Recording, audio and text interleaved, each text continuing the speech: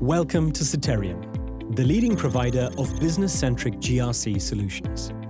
In this video, we will showcase Soterion's capabilities of analyzing organizational level access risk. Many organizations focus their security efforts on ensuring that SAP users are restricted from performing certain functions, transaction codes, or Fiori applications. Less emphasis is placed on ensuring SAP users can only perform those functions for the correct organizational level, such as company code, plant, purchase organization, or sales organization. Deficient organization level controls can potentially lead to fraudulent activities.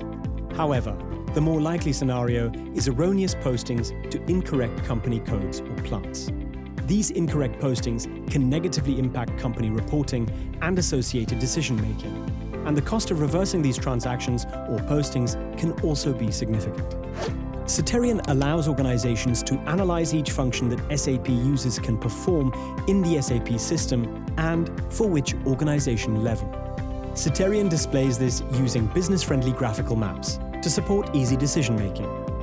SAP users who can transact in company codes or plants for which they do not belong are clearly highlighted, along with the SAP roles that are responsible for providing the incorrect organizational level access.